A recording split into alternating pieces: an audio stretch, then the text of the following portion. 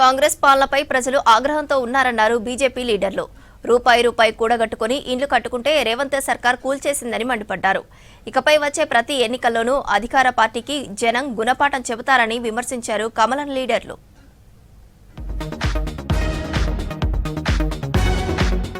ఖమ్మం భూదాన్ భూముల్లో పేదల ఇండ్లు కూల్చివేత అక్రమమన్నారు BJP state chief Ramchander Rao. Revanth సర్కార్ను ప్రజలు తీవ్రంగా వ్యతిరేకిస్తున్నారని మండిపడ్డారు.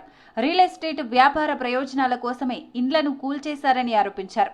ఖమ్మం జిల్లా వెలుగుమట్లలో పర్యటించారు BJP state chief Ramachandra Rao. Collector office వచ్చిన తర్వాత పక్కన రియల్ ఎస్టేట్ వాల్యూ పెరిగింది కాబట్టి, హైవే వస్తుంది కాబట్టి, దీని వాల్యూ పెరిగింది కాబట్టి, అందుకే ఈ పేదవాళ్ళని ఇక్కడి నుంచి మీరు వెళ్ళగొట్టే ప్రయత్నం చేస్తున్నారు. ఈ 100 గజాల్లో మళ్ళీ ఇల్లు కట్టి వాళ్ళే ప్రభుత్వం కట్టి ఇవ్వాల్సిందిగా మేము డిమాండ్ చేస్తా ఉన్నాం. ఎవరిని కూడా అక్కడ నిర్వాసన చేయాల్సిన అవసరం లేదు, చేయొద్దు అని చెప్పి నేను ఈ ప్రభుత్వాన్ని డిమాండ్ చేస్తాను. గ్రామాలు అభివృద్ధి చెందితేనే రాష్ట్రం, దేశం అభివృద్ధి చెందుతుందన్నారు కేంద్ర మంత్రి బండి సంజయ్.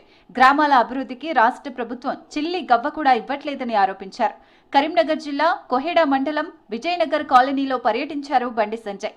ఇచ్చిన హామీ మేరకు ఇటీవల ఏకగ్రీవమైన విజయనగర్ కాలనీ బీజేపీ గ్రామ సర్పంచ్ అమూల్యకు 10 లక్షల రూపాయల చెక్కు అందించారు.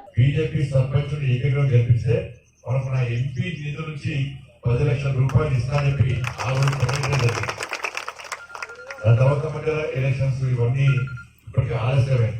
కాబట్టి చెప్పిన మాట నిలబెట్టుకోవాలనే ఉద్దేశంతో ఈరోజు ఈ గ్రామాన్ని రావడం జరిగింది. అందుకే మీ అందరి సమక్షంలో ఇవాళ మీకు గౌరవ సర్పంచ్ గారికి ఈ 10 లక్షల రూపాయలు గ్రామ నిధులకు సంబంధించి రైతుల సమస్యలు పరిష్కరించడంలో కాంగ్రెస్ సర్కార్ ఫెయిల్ అయిందన్నారు బీజేపీ ఎమ్మెల్యే పాయల్ శంకర్. రాష్ట్రంలో ప్రధానమంత్రి ఫసల్ బీమా పథకాన్ని అమలు చేయాలని డిమాండ్ చేశారు.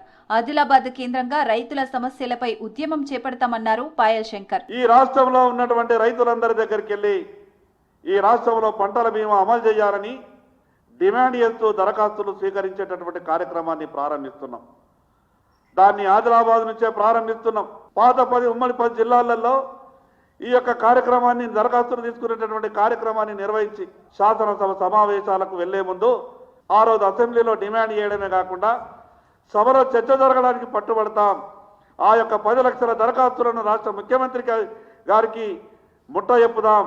బీహెచ్ఈఎల్ నుండి తెల్లాపూర్ వెళ్లే మార్గంలో కొత్త రైల్వే అండర్ బ్రిడ్జ్ నిర్మాణానికి లైన్ క్లియర్ అయింది. ఆర్యూబీకి అవసరమైన రోడ్డు విస్తరణ కోసం స్థానికులను ఒప్పించామన్నారు ఎంపీ రఘునందన్ రావు. తెల్లాపూర్కు వెళ్లే మార్గంలో ఉన్న ప్రస్తుత ఆర్యూబీ ట్రాఫిక్ అవసరాలను తీర్చలేకపోతుందన్నారు. తెల్లాపూర్ ఎంఐజీ నుండి RR7 ప్రాంతానికి ఎలాంటి రోడ్డు కనెక్టివిటీ లేనందున ఒక కొత్త రైల్వే ఫుట్ బ్రిడ్జ్ ఏర్పాటు చేస్తామన్నారు రఘునందన్.